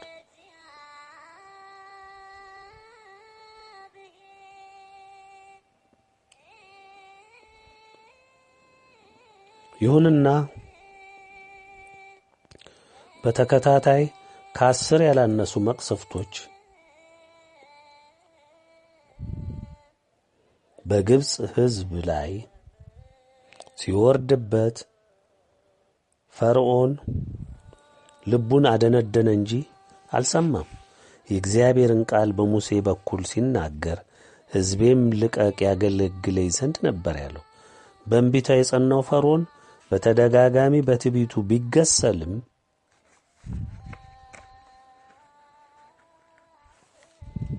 የመጨረሻው ክፉ አስደንጋጭ ቁጣ መጣ። የግብፅ ምድር በኩራት ሁሉ የሰውም የእንስሳውም በሞት ተከደነ። ራሱ የፈርዖን ቤትም ሞት ነገሰበት። ያኔ መቋቋም ያቃተው ፈርዖን ወርቅና ዕንቁን አገብሮ እስራኤላውያንን እጅግ ፈርቶ ተንቀጥቅጦ ለቀቀ። ዛሬም እግዚአብሔር ደጋግሞ በተለያዩ ቅጣቶች ዓለምን ቢመክር ቢገስጽ ሕዝቤንና የምወደውን የተዋሕዶ ኦርቶዶክስ እምነት ከጨበጠው ሕዝቤ ጋር ያገለግለኝ ዘንድ ልቀቅ ብሎ በባሪያው በኩል ከ15 ዓመታት ላላነሰ ጊዜ ደጋግሞ እርምጃ በመውሰድ ፈቃዱን ግልጽ አደረገ። ነገር ግን በመላው ዓለም ስሩን የተከለው ዲያብሎስ ሁሉንም ዓለም ሁሉንም የአዳም ዘር በቁጥጥሩ ስር ስላደረገ አልሰማም። ኢትዮጵያን የተዋሕዶ እምነትን አልለቅም አለ። ጭራሹን መከራዋን እጅግ አከበደ። በመሆኑም ዓለም ያላየውን ያልሰማውን ይሆናልም ብሎ በፍጹም በሕልሙም የማያየውን መከራ እነሆ ተጭኖ መጣ። በዚህ መሠረት እነሆ ከጸባዖት ትእዛዝ ወጣ። አዋጁ ማን ያስፈጽማል? ከየት ይመነጫል? እነማን ያስፈጽሙታል? ግቡስ ምንድን ነው? ይህ አዋጅ በመላው ዓለም ያለው የአመፃ ትውልድ ሁሉ እግዚአብሔርን የካደ የማይሰማ የማይለማ ትውልድን የሚያስወግድ ሲሆን በምትኩም ለሥላሴ የታመነችው እምነት ተዋሕዶና በእሷ ስር ሆነው ታላቅ መከራና ስቃይን ለብዙ ዘመናት የተቀበሉትን በፈጣሪያቸው የታመኑትን ምድርን እንዲወርሱ እንዲተከሉ ያደርጋል። ኢትዮጵያ ዓለም ብርሃን ትሆናለች። ምድርም ከዚህ በታች ባሉ የከበሩ የኪዳኑ ቃሎችና በአረንጓዴ ቢጫ ቀዩ የቃል ኪዳን ሰንደቅ ትሸፈናለች። የሚከብሩት ቃሎች ኢትዮጵያ የሥላሴ ክብራቸው መገለጫና መመስገኛ ምድር፣ ኢትዮጵያ ርስተ ድንግል ማርያም፣ ኢትዮጵያ ዓለም ብርሃን፣ ኢትዮጵያ የዓለሙ ገዢ። እነዚህ ኃይለ ቃሎች በየትኛውም የምድር ገጽታ ላይ ከፍ ብለው ይነግሳሉ፣ ይከብራሉ። የእግዚአብሔር ስም ያለማቋረጥ በምድር ሁሉ ላይ ይመሰገናል። እንዲሁም ድንግል፣ ቅዱሳን ሊቃነ መላእክት፣ ቅዱሳን ሰማዕታት አባቶቻችን፣ እናቶቻችን እንዲሁ ይከብሩባታል። ይሄ አንደኛው ነው። ሁለተኛ፣ አዋጁ ከየት ይመነጫል? ይህ አዋጅ የልዑልን ፈቃድ ይገልጹና ያሳውቁ ዘንድ በታመኑ የልዑል ባሮችና እግዚአብሔር በምድር ሁሉ ላይ ይነግስ ዘንድ ፈቃዱ በሆነው በኢትዮጵያ ዓለም ብርሃናዊ መንግሥት በኩል እንዲገለጽ በወሰነው መሠረት የተገለጸ ነው። ምንጩም የልዑል ፈቃድ ነው። 3. አዋጁን እነማ ያስፈጽሙታል? ይህንን አዋጅ ያስፈጽሙ ዘንድ እጅግ የከበሩት ቅዱሳን ሊቃነ መላእክት ሀ ሊቀ መላእክት ቅዱስ ሚካኤል፣ ለ ሊቀ መላእክት ቅዱስ ገብርኤል፣ ሐመርኋ ሊቀ መላእክት ቅዱስ ሩፋኤል፣ መ ሊቀ መላእክት ቅዱስ ፋኑኤል፣ ሰ ሊቃነ መላእክት ቅዱስ ራጉኤል፣ ረ ሊቀ መላእክት ቅዱስ ኡራኤል፣ ሰ ንጉሡ ሰ ሊቀ መላእክት ቅዱስ ሳቆኤል፣ ሸ ሊቀ መላእክት ቅዱስ አፍኒንኤል፣ ቀ ሊቀ መላእክት ሰዳክያል፣ በ ሊቀ መላእክት ቅዱስ ሱርያል፣ ተ ሊቀ መላእክት ሰላትያል ከነሰራዊቶቻቸው ሙሉ በሙሉ ምድርን ያጠፉትን በኀጢአት ባሕር ተነክረው ንስሐን ንቀው እግዚአብሔርን ክደው ምክርን ተግሣጽን ንቀው በትዕቢት ተሞልተው በዲያብሎስ በቀደመው በዘንዶ በሐሰተኛው ነቢይ ተማምነው እየተገሰሉ ያሉትን ነገሥታት ከነ ሕዝባቸው በታላቅ ቁጣ የሚጠርጉ ናቸው። 4. ግቡስ ምንድን ነው? አዎን ግቡ ወይም ዓላማው ቀድሞም ተገልጿል። አሁንም ግልጽ እንዲሆን እግዚአብሔር ከዘመናት በፊት ጀምሮ በስሙ የታመኑ ሕዝቦችን ይመለከትና በልቡም ሲያኖራቸው ቆይቷል። ከልቡና ጀምሮ በሕጉም ዘመን አሁንም በወንጌሉ ዘመን በታላቅ ፈተና የጸናችውን ተዋህዶንና የጸኑ ሕዝቦቿን ወደደ፣ መረጠ፣ አጸደቀ፣ አከበረ። በመሆኑም ዓለምን በሙሉ በምርኮ ለዚች ለተናቀችው ኢትዮጵያ ለከበረችውም የኢትዮጵያ ኦርቶዶክስ ተዋህዶ ቤተ ክርስቲያን ሰጠ። በመሆኑም ይህ ይፈጸም ዘንድ ግድ ሆነ። ግቡም ይኸው ነው። የኢትዮጵያ የዓለም ብርሃናዊ መንግሥት በመላው ዓለም ላይ ማንገስ ነው። ደግሜ ልንገርህ፣ የኢትዮጵያ የዓለም ብርሃናዊ መንግሥት በመላው ዓለም ላይ ማንገስ ነው። 5 ለትንሣኤው ዘመን የተመረጠውን ስንዴውን ከገለባ መለየት፣ ገለባውን ለእሳት መስጠት፣ ለቀደመው እባብ፣ ለዘንዶው፣ ለሐሰተኛው ነቢይ የሰገዱትን ያመለኩትን ምልክቱን የተቀበሉትን ወደ ሲኦል እንዲሰናበቱ ማድረግ ነው። 6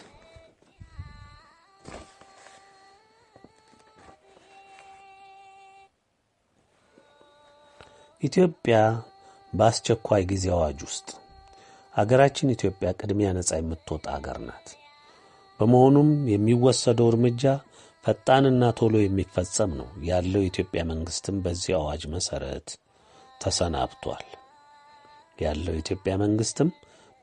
አዋጅ መሰረት ተሰናብቷል። በቀደሙት መልእክታት የታዘዘው ቅጣት ሁሉ ይፈጸምበታል። 7 አፍሪካ እንዲሁ እንደ ኢትዮጵያ ከሚፈጠረው ሁኔታ ጋር አብራ ትጸዳለች። በቅድሚያም የኢትዮጵያ አካል መሆኗ ይረጋገጣል። መካከለኛው ምስራቅም እንዲሁ በተጻመር ይጸዳል፣ ይጠረጋል፣ በከፊልም የኢትዮጵያ አካል ይሆናል።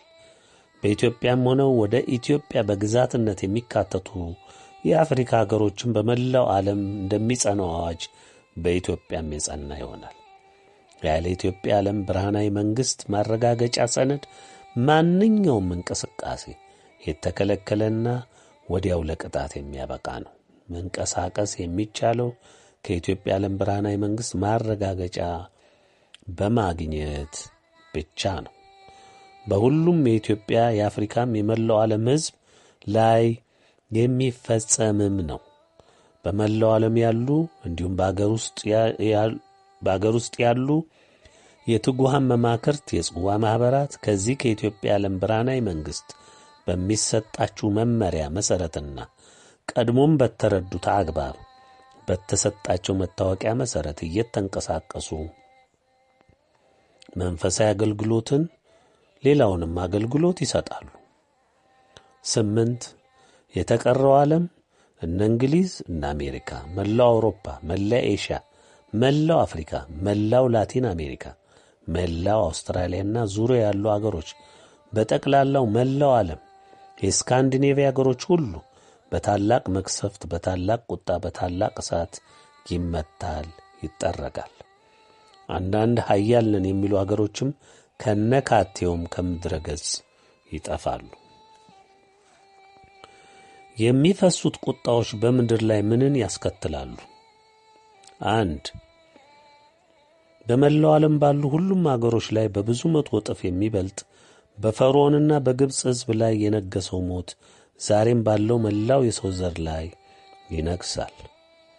ሞት የማይነግስበት አንድም ቤት ስፍራና ቦታ የለም። በግንባሩ ላይ ምልክት ካለውና በኢትዮጵያ ዓለም ብርሃናዊ መንግሥት በተሰጠው መመሪያ መሠረት ምልክቱን የሚጠቀሙ ከእኛ ዘንድ የተመዘገቡ እኛ ባንመዘግባቸውም በእግዚአብሔር መንፈስ ቅዱስ በየበዓታቸው የተመዘገቡ ለአገልግሎት መታወቂያ የወሰዱ በጥቅሉ በእኛ ወገኖች ከተሰበሰቡ ካልሆነ በስተቀር ከሞት ጋር የማይገናኝ የለም።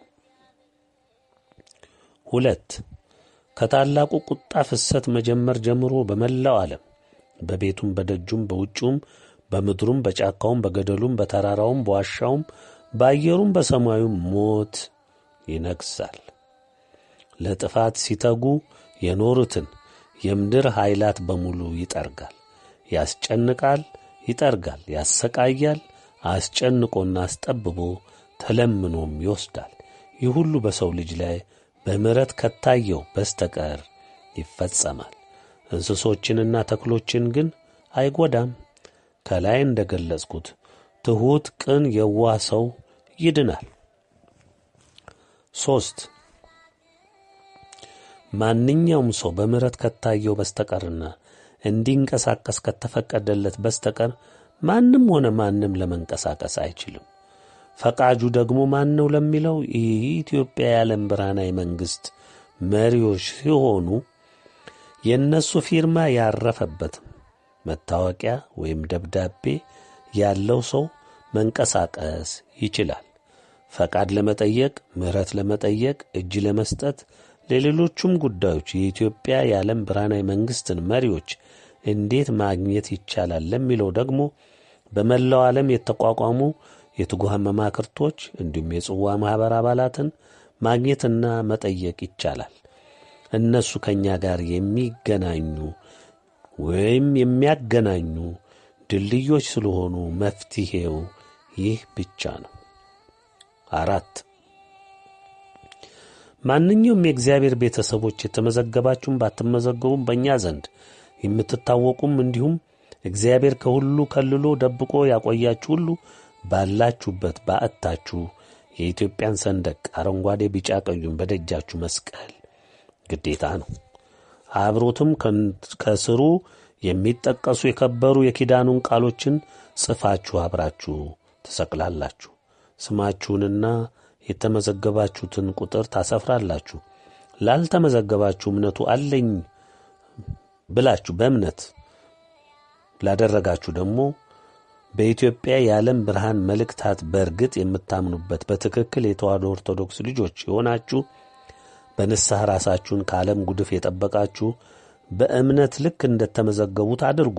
ማን ያውቃል እግዚአብሔር ስለ እምነታችሁ፣ ስለ ቅልባችሁ፣ ስለ የዋህነታችሁ ቀድሞም ስለ አለማስማታችሁ ራርቶላችሁ መድኃኔ ዓለም ድንግል ሊታደጓችሁ ይችላሉና በዚህ ምክራችን ይህ ነው።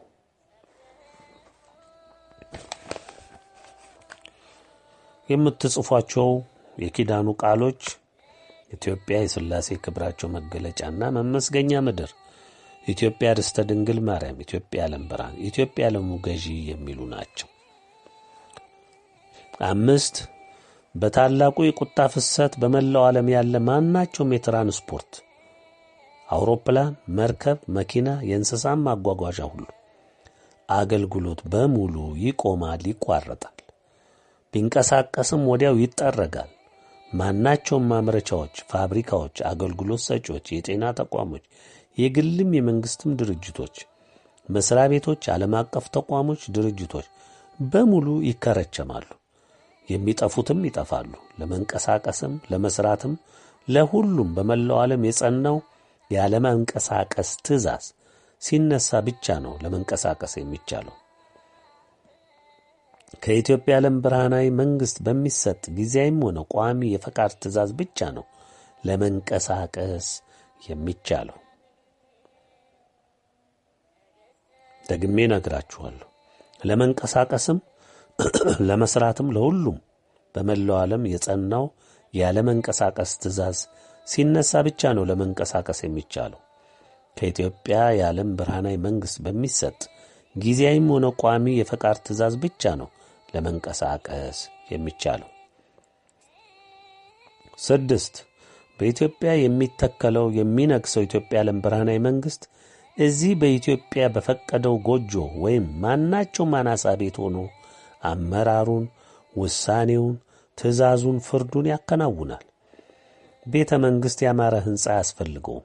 ዓለም በእግዚአብሔር ፊት ኢምንት ብናኝ አቧራ እንደሆንክ በእርግጥ ታውቅና ትመሰክር ዘንድ በእኛ በድሆች በተናቅን በተጠላን ዕውቀትም ሀብትም ጥበብም ክብርም በሌለን የኀጢአተኛ ደካማ የመድኃኔ ዓለምና የድንግል ልጆች ፊት ቀርበህ ትዳኛለህ፣ ትታዘዛለህ፣ ግዴታህንም ፈቅደህ ወይም ተገደህ ትፈጽማለህ። ሁን የተባልከውን ትሆናለህ። 7 በኢትዮጵያ እንደ መኖራችን መጠን እኛንም ለማግኘት ሆነ ወይም በግል ጉዳይ ለመንቀሳቀስ ወደ ውጭም ለመውጣት ለመግባት የግድ ማጓጓዣ ስለሚያስፈልግ የኢትዮጵያ አየር መንገድ ብቻ በመላው ዓለም እንዲንቀሳቀስ ይደረጋል። አየር መንገዱ ከኛ የተሰጠውን የቃል ኪዳን ምልክት ሰንደቁንም የቃል ኪዳን ቃሉንም በውጭ አካሉ ላይ በሚታይ መልኩ መለጠፍ አለበት። ይህም ብቻ አይደለም፣ ከኛ ዘንድ የተፈረመበትን ደብዳቤ መያዝ አለበት። የሌሎች አገሮች የትልቆቹም የትንሾቹም አየር መንገዶች በሙሉ በራሳቸው አርማ ወይም ሰንደቅ መንቀሳቀስ አይችሉም። በራሳቸው አገርም ውስጥ መንቀሳቀስ አይችሉም። ለመገልገልም ቢሆን የሚችሉት በኢትዮጵያ አየር መንገድ ብቻ ይሆናል። የእነሱ አየር መንገድ በኢትዮጵያ አየር መንገድ ስር ሆኖ በሱ እየታዘዘ በሚሰጠው የኢትዮጵያ አየር መንገድ ደብዳቤና የቃል ኪዳኑ ምልክት ብቻን በማድረግ መንቀሳቀስ ይችላል። ታምኖበት ሲፈቀድለት ብቻ ነው ይህም የሚሆነው። ፈቃጁም የኢትዮጵያ ዓለም ብርሃናዊ መንግሥት ብቻ ነው። 8 በመላው ዓለም የአየር የየብስ የባህር ጉዞና መገናኛ ሁሉ ይቆማል። በማናቸውም የራሱ መንገድ መንቀሳቀስ አይችልም። ሁሉም ዓለም አቀፍ ኩባንያዎች፣ ኢንዱስትሪዎች፣ ማምረቻዎች፣ የኤሌክትሮኒክስ መገናኛዎች በሙሉ ይቆማሉ። ደጋግመን እንደገለጽነው ሰው ሁሉ ለመነቃነቅ አይቻለውም ከኛ ፈቃድ ካላገኘ በስተቀር። አንዱ አንዱን አይረዳም። በሁሉም ስፍራ ሞት ይነግሣል። ደጋግመን እንደገለጽነው በእያንዳንዱ የአዳም ዘር በየትኛውም የዓለም ስፍራ ይኑር በማናቸውም ባለበት ስፍራ ሁሉ ሞት ይነግሣል ከባለ ምልክቶች በስተቀር። እነሱም በቁሶቹም ለመገልገል ይችላሉ ለራሳቸው ብቻ። 9 በመላው ዓለም የየትኛውም አገር መንግሥት መንቀሳቀስ አይችልም። እንደ መንግሥትም መሆን አይችልም። በጠቅላላ ሁሉም የሰው ዘር በማናቸውም የኢኮኖሚ፣ የማኅበራዊ፣ የወታደራዊ እንቅስቃሴ መሳተፍም ማድረግም አይችሉም። በአገር ውስጥም በውጭም በማናቸውም ጉዳይ ያለ ንጉሠ ነገሥት ቴዎድሮስ ወይም ራሱ ፈቅዶ ከወከለ ሰው ፊርማና መታወቂያ ወይም ሰነድ ውጪ መንቀሳቀስ አይቻልም። ሁሉም የአዳም ዘር መዳንም ከመጣው ቁጣ መትረፍም የሚችለው እግዚአብሔር ትረፍ ካለው ብቻ ነው። ተርፎም ቢሆን ኢትዮጵያ ዓለም ብርሃናዊ መንግሥት መሆኗን መሪዎቿም የሥላሴ ባሮች መሆናቸውን የኢትዮጵያ ኦርቶዶክስ ተዋሕዶ ቤተ ክርስቲያን አንዲቷ እውነተኛይቱ እምነት አሸናፊዋ እምነት መሆኗን ከልቡ አምኖ መቀበልና መጸጸት ይገባዋል።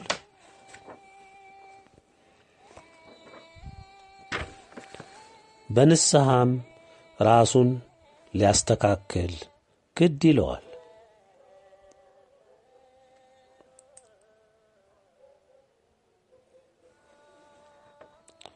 የዳነውም በእግዚአብሔር ቸርነት መሆኑን አውቆ ሥላሴን ድንግልን ሊያመሰግን ይገባዋል።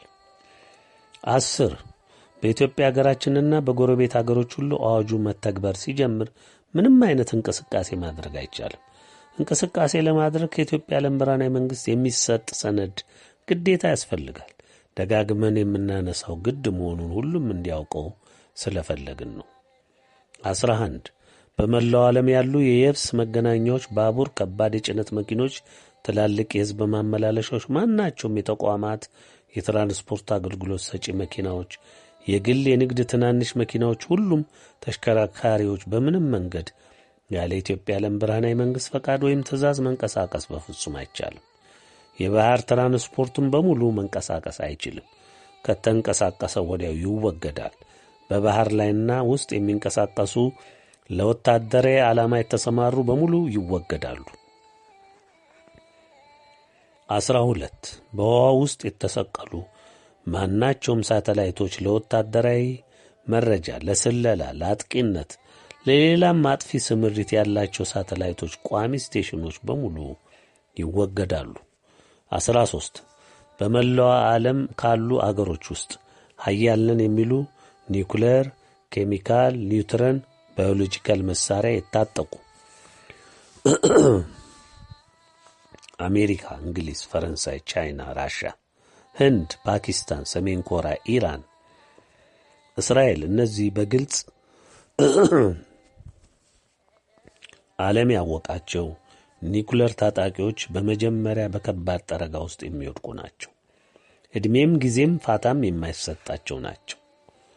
14 ቅድመ ሁኔታ ማናቸውም አገር ኃያል ይሁን ደካማ ወይም መካከለኛ ጠረጋው ሲጀምረው ለመተንፈስ እጅንም ለመስጠት ፈቃደኛ ሲሆን ሕዝቡን አማክሮና በገዛ አገሩና በዓለም አቀፍ ሕግ አለኝ በሚለው አስወስኖ ያስወሰነበትን ሰነድ ይዞ ልዑክ አዘጋጅቶ ለትጉሃን መማክርቶች በማሳወቅ እጁን ለመስጠት የሚንቀሳቀስበት ፈቃድ ይሰጠዋል።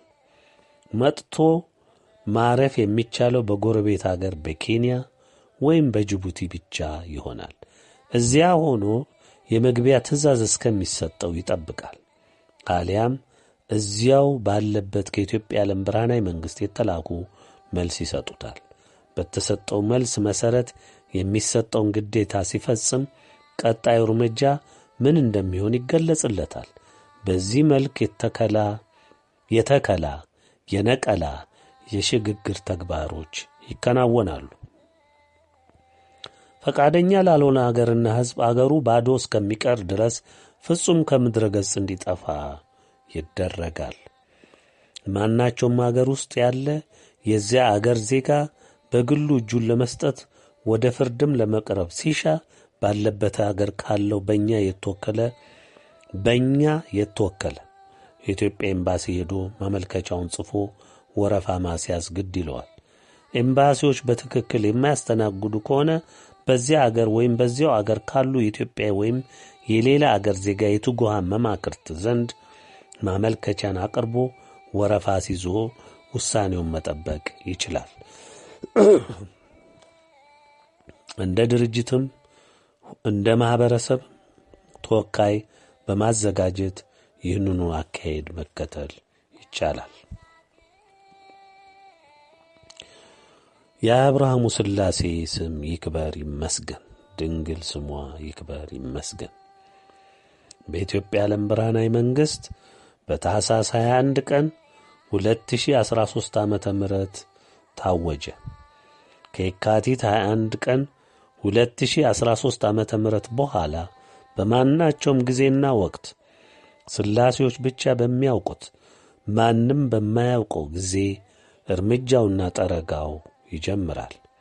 የታለመለትን ግብ ሳይፈጽም በምንም መልኩ አይቆምም። ይህም በሥላሴ ባሮች ወይም በኢትዮጵያ ዓለም ብርሃናዊ መንግሥት ቀዳማዊ አገልጋዮች ተማጽኖና ልመና ብቻ ሊቆም ይችላል። ከዚህ ያለፈ ምንም አይነት መፍትሄ የለም። በኢትዮጵያ የዓለም ብርሃናዊ መንግሥት ከሥላሴ በተሰጠ ሥልጣን መሠረት በታኅሳስ 21 ቀን 2013 ዓመተ ምህረት ታወጀ። ቀዳማይ አገልጋይ የሥላሴ ባሮች፣ አንደኛ ስም ገብረ መድኅን፣ ፊርማ የጣት አሻራ። 2 ስም ሰይፈ ሥላሴ፣ ፊርማ የጣት አሻራ። 3ኛ ስም ፍሬ ሰንበት፣ ፊርማ የጣት አሻራ። ለእኔም ዘመኑ ቀርቧልና የዚህም መጽሐፍ የትንቢት ቃል በማኅተም አትዝጋው። ዓመፀኛው ወደፊት ያምፅ፣ ርኩሱም ወደፊት ይርከስ፣ ጻድቁም ወደፊት ጽድቅ ያድርግ፣ ቅዱሱም ወደፊት ይቀድስ አለ። እነሆ በቶሎ እመጣለሁ፣ ለእያንዳንዱም እንደ ሥራው መጠን ከፍል ዘንድ ዋጋዬ ከእኔ ጋር አለ። አልፋና ኦሜጋ፣ ፊተኛውና ኋለኛው፣ መጀመሪያውና መጨረሻው እኔ ነኝ። ወደ ሕይወት ዛፍ ለመድረስ ሥልጣን እንዲኖራቸው በደጆቿም ወደ ከተማይቱ እንዲገቡ ልብሳቸውን የሚያጥቡ ብፁዓን ናቸው። 5 ውሾች ግን ከዚያች አገር ወጥተው ይሄዳሉ። እሊህም ሥራዬን የሚያደርጉ ሴሰኞች፣ ነፍሰ ገዳዮች፣ ጣዖትን የሚያመልኩና የሐሰትን ሥራ የሚወዱት ሁሉ ናቸው። እኔ ኢየሱስ በአብያተ ክርስቲያናት ዘንድ ይህንን እንዲመሰክርላቸው መልአኬን ላኩ። እኔ የዳዊት ሥርና ዘር ነኝ፣ የሚያበራው የንጋት ኮከብ ነኝ። መንፈሱና ሙሽራይቱም ና ይላሉ። የሚሰማም ና ይበል፣ የተጠማም ይምጣ፣ የወደደም ሕይወትን ውሃ እንዲያው ይውሰድ። ዮሐንስ ራእይ ምዕራፍ 22 ከቁጥር 10 እስከ 17። በስተ መጨረሻ ጥብቅ ማሳሰቢያዬና ምክሬ ለሁሉም የአዳም ዘር ይህ ነው። ከላይ የተመለከታችሁት ቁርጥ ያለው ፍርድ መጥቷል። ሊፈጸምብህም ደጅህ ቆሟል። ማንም ሆንክ ማንም ከሚጠርግህ ሞት አታመልጥም። ምናልባት ትንሽ ጭላንጭል ሆና ብትረዳ የምልህ ይህንን ብቻ ነው። ስማኝ፣ ምንም አይነት ሰውኛ ዘዴህን እንደለመድከው አታልም። እንኳን አንተ የነዳህም ዲያብሎስ አያመልጥም። ስለዚህ የሚጠቅምህ ብዬ በግሌ የምመክርህ ራስን በእግዚአብሔር እጅ ጣል። ራስን ዝቅ አድርግ፣ ከልብህ ተጸጸት፣ ታደገኝ በለው። ቃልም ግባ፣ እውነትህን ብቻ እሰማለሁ፣ እታዘዝህም አለሁ፣ ቅን ባሪያህም እሆናለሁ። ማረኝ፣ አሻግረኝ፣ ስለ ድንግል ስትል፣ ስለ ከበሩት ሊቃነ መላእክት ስትል ብለህ ተንበርክከህ ለምነው፣ በብርቱ ለምነው። አልቅስ፣ እምባህን አፍስስ። ቁጣው የገነፈለ ብርቱ እሳት ነውና ከፊትህ ያለው። እምመክርህ ይህንን ነው ወገኔ። እንደኛው ብትሻገር ብዬ በመመኘት ነው የምነግርህ። እኛ የእግዚአብሔር ባሮች፣ የድንግል አገልጋዮች፣ የተዋህዶ ኦርቶዶክስ አርበኞች ዛሬም ምኞታችን ብትድን ነው። በዚች አጭር የስርጭት ጊዜ ተጠቀምባት። መናፍቃን፣ ካቶሊኮች፣ ቅባቶች፣ ጸጋዎች፣ ዘረኞች እናንተ በምንም መንገድ ምሕረት የላችሁም። ይህንን ደግሜ አረጋግጥላችኋለሁ። እስላሞች ቀደም ይህ መልእክት እስከወጣ ድረስ ለንስሐ እንድትበቁ ተጠብቃችሁ ነበር። የተጠቀሙበት ተጠቅሞበታል። ነገር ግን በዛው በተረታችሁ ውስጥ ታምናችሁ አሁንም ለቆማችሁ ከየካቲት 21 ቀን 2013 ዓመተ ምህረት በኋላ ሙሉ በሙሉ እንደ መናፍቁ እንደ ካቶሊኩ የምትታዩና የእነሱ ጣም የእናንተም እንደሚሆን አረጋግጥላችኋለሁ። እግዚአብሔር ለሁሉም ልብ ቅን፣ የዋህ፣ ደግ ሰው ማስተዋልን ይስጠው። አሜን። የአብርሃም የይስሐቅም ያዕቆብ አምላክ ስሙ ይባረክ። ድንግል እናቴ ስሟ ይባረክ። አሜን። አዋጁም ይኸው በዚህ ተፈጸመ። ወገኔ የአዳም ዘር እንግዲህ እስከ የካቲት 21 2013 ዓመተ ምህረት የስርጭት ጊዜ ነው። ማለትም መልእክቱም በጽሑፍ እንዲሁም ደግሞ በድምፅ እንዲሁም ደግሞ በፒዲኤፍ በመሳሰለው ዘዴ ለሕዝቡ እንዲደርስ የሚጣርበት ጊዜ ስለሆነ እስከ የካቲት 21 የሚፈጠር ነገር የለም። ከየካቲት 21 በኋላ ግን እኛም አናቅም፣ ማንም አያቅም። እንኳን እኛ ቅዱሳን ሊቃነ መላእክትም አያውቁትም። ሰዓቱም ጊዜውም መቼ እንደሚጀምር የሚያውቀው የአብርሃሙ ሥላሴ ብቻ ነው። ስለዚህ ሁላችንም በማናስብበት ሰዓት ድንገት ስለሚጀምር ጥፋቱ፣ ጠረጋው ሁሉም ስለሚጀምር ከወዲሁ ምክራችንን፣ ተግሣጻችንን የሰማችሁ በዚቹ ባለችው አጭር ጊዜ ፈጥናችሁ ራሳችሁን በእግዚአብሔር እጅ ጣሉ። ይህች ብቻ ናት ያለችው ዕድል። ስለ ሰማችሁኝ አመሰግናለሁ። እግዚአብሔር ልብ ላለው ሁሉ ልብ ይስጠው፣ ማስተዋል ላለው ሁሉ ማስተዋልን ይጨምርለት። ለናቃችሁት፣ ለካዳችሁት፣ ለጥፋቱ ለዛሬ የደረሳችሁ ሁሉ እንግዲህ እግዚአብሔር በምን መልክ እንደሚዳኛችሁ በምን መልክ እንደሚያካትታችሁ እኛ ስለማናውቅ ይኸው አዋጁንም በዚህ ድምዳሜ ላይ አደርሰናል። እኛ ግዴታችንን ተወጥተናል። ከዚህ በኋላ ጣፈንታውን የሚያውቀው እግዚአብሔር ብቻ ስለሆነ እግዚአብሔር ለሁሉም ይመልከተው፣ ይርዳው እንላለን። ፍርዱንም በቅንነት እያመሰገንን እንቀበላለን። ደህና ሁኑ ወገኖቼ። እግዚአብሔር ይመስገን። አሜን።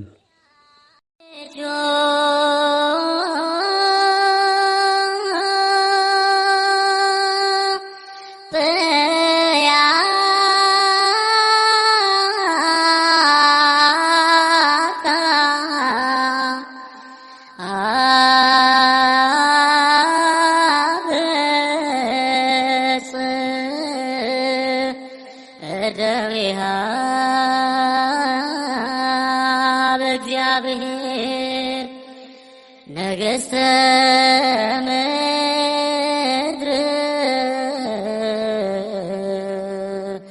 ሰብሕዎ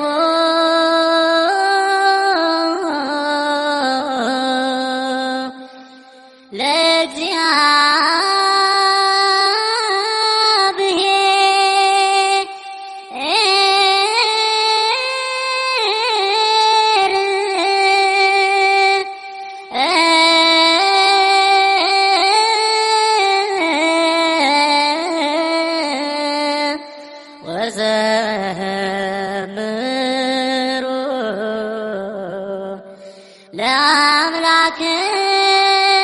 ለአምላክነ። በስመ አብ ወወልድ ወመንፈስ ቅዱስ አሃዱ አምላክ አሜን። ሆሮናይም ማለት ለቅሶ፣ ሐዘን፣ ዋይታና የሆድ መባባት ጩኸት የሚሰማባት ምድር ማለት ነው። ትንቢተ ኤርምያስ ምዕራፍ 48 ቁጥር 3 እስከ 5።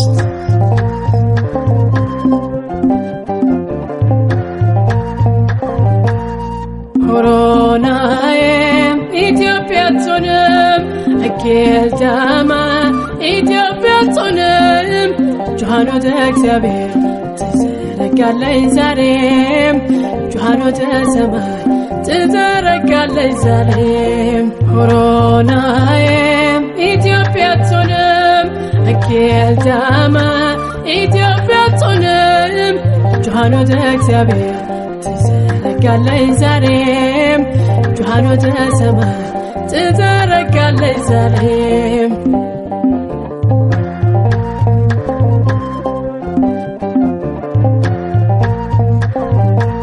ኢትዮጵያን ይሰማል የላይኛው ጌታ ዝምታው መልሳለው ዘውትር ጠዋት ማታ።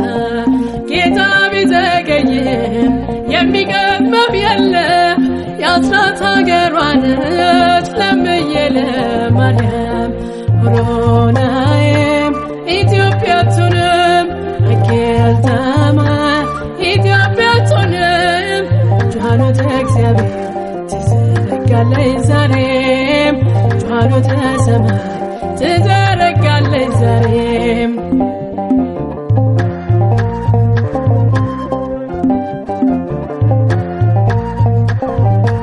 የዘካርያስ ማጠት የአቤል መስዋዕት ጾምና ጸሎት ነው የኢትዮጵያ ጉልበት። እውነትና ንጋት ወደፊት ነውና የኢትዮጵያን ትንሣኤን እናያለን ገና። ሆሮናይም ኢትዮጵያ ቱንም አኬልዳማ ኢትዮጵያ ቱንም ጆሃኖተ እግዚአብሔር ትዘረጋለች ዛሬም ጆሃኖተ ሰማይ ትዘረጋለች ዛሬም።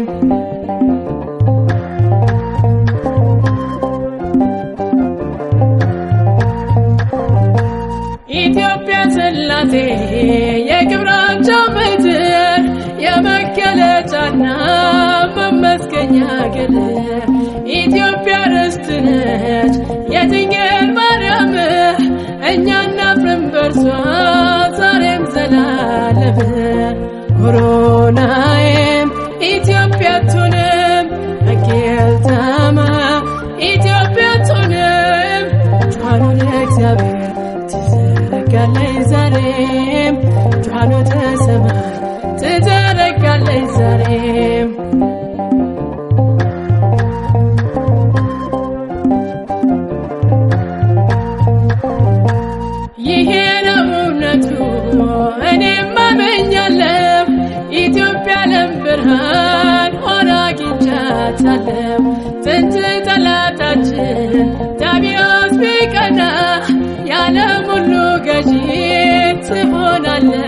በየነ ሆሮናዬ ኢትዮጵያቱንም አኬልታማ ኢትዮጵያቱንም ቻሉት እግዚአብሔር ትዘረጋለች ዛሬም ቻሉት ሰማይ ትዘረጋለች ዛሬም ሆሮናዬ ኢትዮጵያቱንም አኬልታማ ኢትዮጵያቱንም ቻሉት ሰማይ ትዘረጋለች ዛሬም ቻሉት ጌታ ትዘረጋለች ዛሬም